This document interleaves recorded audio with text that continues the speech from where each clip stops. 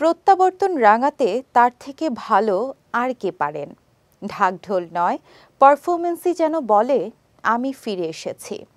ইতিহাসও তাই বলে, যখনই ফিরেছেন এসেছেন বীরের বেশে।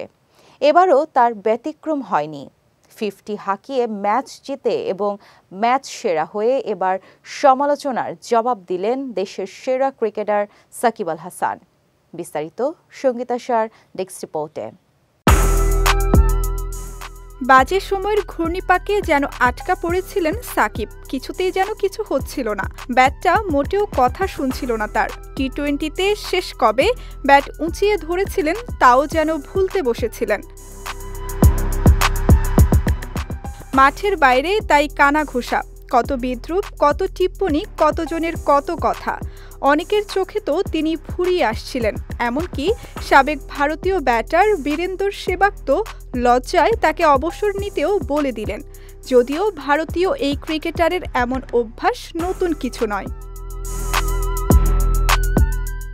তবে কথাগুলো নিশ্চয়ই মিস্টার 75-এর কানেও পৌঁছেছিল। প্রবল জেদকে হয়তো মনের মাঝে পুষে রেখেছিলেন।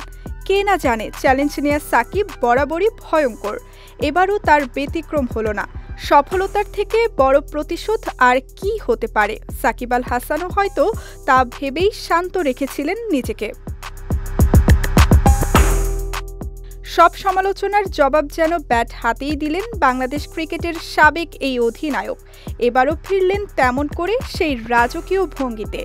দলের হয়ে বিশ্বকাপের প্রথম 50টা আসলো তার ব্যাটে। 38 বলে পৌঁছেছেন এই মাইল ফলকে।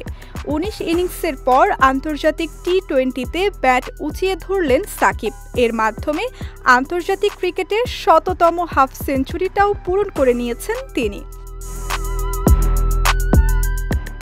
শেষ পর্যন্ত সাকিব অপরাজিত ছিলেন 46 বলে 64 রানে। সেই সঙ্গে দলকে এনে দিয়েছেন এবারের আসরের সর্বোচ্চ পুঁজি। নেদারল্যান্ডসের বিপক্ষে 25 রানের এই জয় এখন সুপার 8-এর সুবাস দিচ্ছে বাংলাদেশ টিমকে।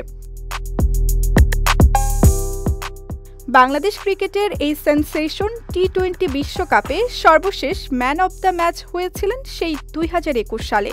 নেদারল্যান্ডসের বিপক্ষে এই ম্যাচ জয়ী ইনিংসের পর সাকিব আবারও হলেন man of the match.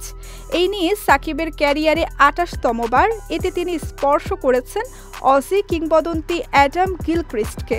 Walton fridge কিনে অনেকের মতো আপনিও হয়ে যেতে পারেন মিলেনিয়াল।